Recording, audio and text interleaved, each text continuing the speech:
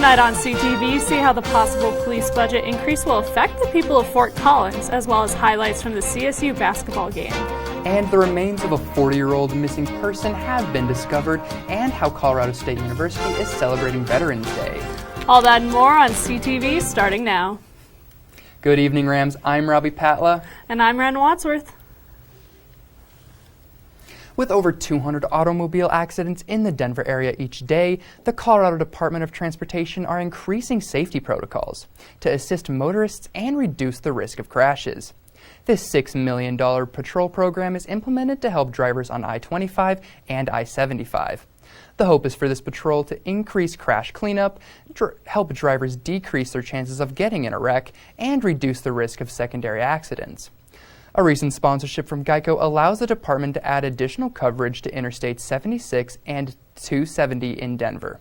We will now head over live to Natalie Devereaux to find out more about the city's controversial budget plan.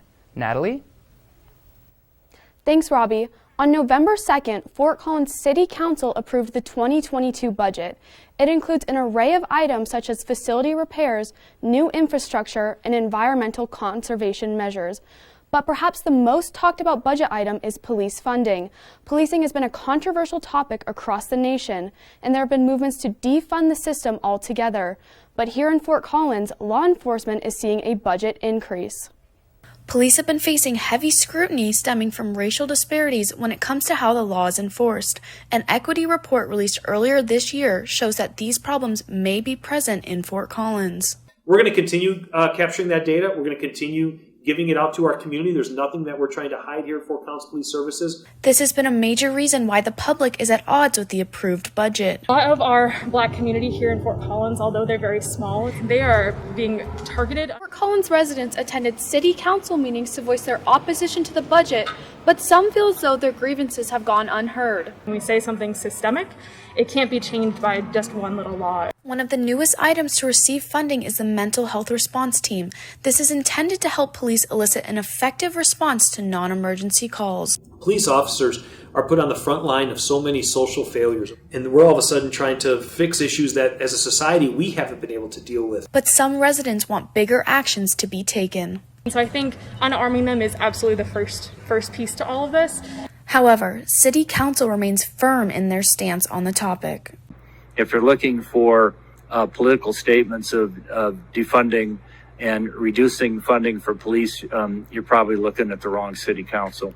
Even with tensions high, there seems to be one common goal: bettering the community. I think what we really need in this society as a whole is much more understanding of other people's perspectives. We're made up of human beings, and human beings make mistakes. We fall short of expectations, but if our heart's in the right place, we're going to hopefully be better tomorrow than we are today. The final vote for next year's budget will take place on November 16th at City Hall. The motion requires a majority vote by 6 council members to pass, and planning for the 2023's budget will begin shortly within the next few months. So Natalie, how much funding will the police gain for the 2022 budget? Well, Robbie, the highest dollar build-out is for the Mental Health Response Team. This costs over $800,000. Back to you guys. Thank you, Natalie. You know, I'm personally glad that they are implementing this mental health program. Yeah, I definitely think that programs like this are so important for high-stress jobs like police. But this is not the only time. Recently, Fort Collins PD has found themselves in controversy. And the investigation is still underway after the police interaction at the Fort Collins Mennonite Fellowship Church. We covered a video last week that showed a woman being thrown to the ground by a police officer. The woman in the video, identified as Cynthia Wales, died on November 4th. Wales was hit by a car and passed away at the hospital later that day. Fort Collins police offered their condolences to Cynthia Wales and her family. An almost 40-year-old cold case just got a lot warmer. Last year, skeletal remains were discovered in Rocky Mountain National Park. Those remains are now believed to belong to 27-year-old West Germany resident Rudi Moder, who disappeared after leaving for a ski trip in 1983. In August 2020, a full investigation was launched. However, due to the Cameron Peak and troublesome fires, the area under investigation was closed. It was not until this summer that park rangers were able to continue their work. This time they were able to find skis, poles, boots, and a handful of personal items, all believed to be Moder's. According to the Coloradoan, while the remains were unable to conclusively confirm Mordare's identification through dental records, all items found near the body were tied to him. Park officials, working alongside the German government, were able to send Mordare's personal belongings back to his family. A project to create an integrated water network in Fort Collins has been put on hold by City Council. The Northern Integrated Supply Project was set to create 2 new reservoirs in the county on either side of Fort Collins. These reservoirs would then connect to each other and the Poudre River through pipelines. But despite 15 years of research and preparation, the construction is being halted. City Council stated they would pause the project for a year to write new regulations to encourage local control of big land use projects like this. Northern Water expressed they had already conformed to all the laws and regulations City Council had presented prior to the delay. Fort Collins Mayor Jenny Ardent believes despite the pause, the creation of the waterway will not be impacted. This year's CSU Office of Admissions saw yet another record-breaking applications on Free Application Day. This just begs the question, what exactly is the admissions office doing to break these records? Colorado State University prospective students, such as Ezekiel, are ecstatic to be back in person for their admissions activities. This might sound a little cliche, but almost a little magical, to walk around and talk with people and just really kind of get the CSU vibe. Director of the Office of Admissions, Heather Daniels, says the return of in-person tours and presentations is welcomed by families, students, and faculty alike. I'm really proud of our office. We were able to do some pretty incredible things virtually during COVID, but we couldn't wait to be able to open our doors and actually have visitors back on campus. This year, as opposed to the traditional Free Application Day, the admissions team decided to extend it to a full week. Daniels is pleased with the outcome. So this year we nearly came close to 11,000 students. I think last year we were just over 10,000. So we received more than we did last year, which was really exciting. And for the 4th year in a row, we received the largest number of applications from any other institution in the state of Colorado. While admissions will continue to welcome back in-person events, they will still tailor to those who prefer online. If a family can't get to campus and they still want to connect with someone, still being able to offer virtual programming is really important. So we'll definitely continue to do that. For the time being, in-person tours are on full throttle, and prospective students couldn't be happier. It was just really special. The people were awesome, the tour guides were awesome, even the people following the tour guides were awesome. So overall, it was a really fun experience, and I'm glad I got to experience it now. This year's outcome on both the applications and amount of in-person events is a good sign for what the future may look like, especially when the pandemic is over. Don't go anywhere, Rams, because Michelle Ellis is up next with your weekly weather report.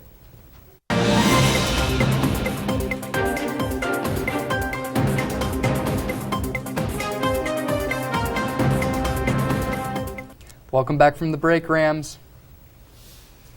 The annual GIS Day at Colorado State University is kicking off on November 17th. GIS Day, or Geographical Informational Systems Day, is an international day celebrating GIS technology and discussing its possible applications in the world. This year, the theme is Mapping for Justice, exploring spatial patterns of social and environmental inequities. Throughout the day, it will feature several guest speakers and a variety of both in-person and virtual events. For the full list of events and speakers planned for this year's GIS Day, you can visit gis.colostate.edu. Colorado State professors are on a roll in and out of the classroom. Assistant Professor of Archaeology Edward Henry won the 2021 C.B. Moore Award from the Southwestern Archaeological Conference. According to Source CSU, this annual award recognizes a preeminent young scholar in the field of southeastern United States archaeology. Henry became a professor at CSU in 2018.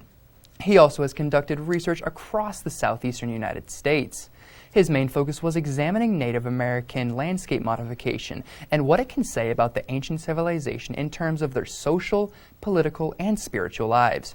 Responding to this award, Henry said, quote, "Being granted this award is just so humbling. It is the most direct peer review of its kind, a nod from your peers and senior colleagues for the work you have done," end quote. Congratulations to Henry for receiving this award.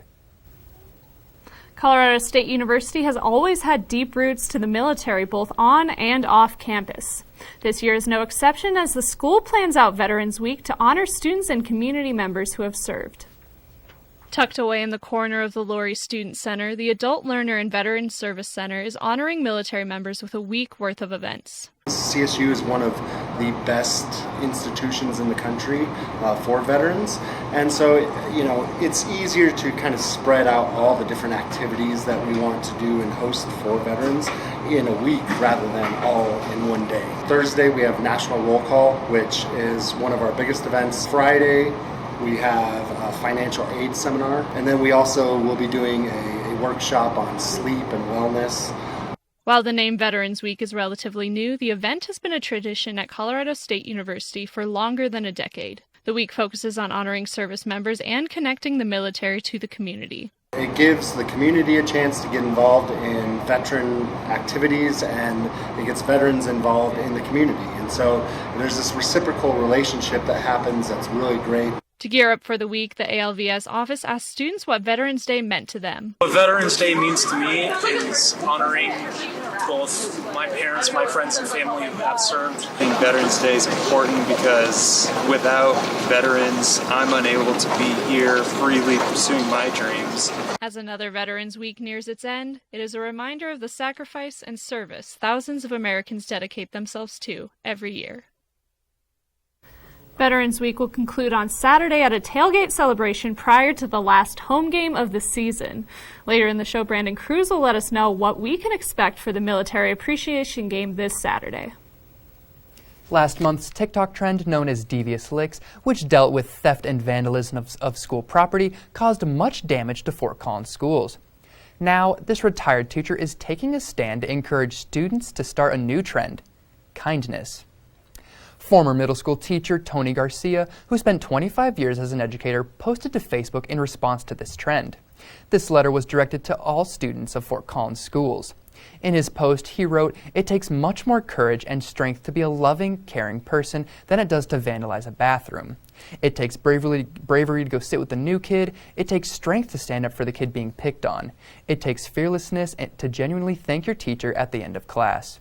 Since his posting last month, the message has since gone viral, racking up over 30,000 likes and over 100,000 shares. Many kids grow up with pets like dogs and cats, but one CSU alumni engineered a new best friend for a young girl in need. For Belle, a 14-year-old living with cancer, one of her biggest dreams was to have a pet. Due to her diagnosis, however, this was impossible. Make-A-Wish turned to Arrow Electronics, and their employee, Victoria Bohannon-Pea, was more than willing to help. With her tea, CSU alum Bohannon-Pea engineered a fantastical pet dragon for Belle. The 17-pound beast took 18 months to design and create.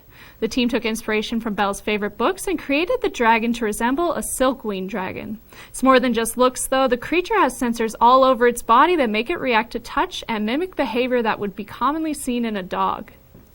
While it may have been a long flight for Belle's dragon to reach her, Victoria Bohannon-Pea and her team know it's finally home now. Don't go anywhere, Rams, because Brandon Cruz is up next to give you a full rundown of the CSU versus Wyoming football match.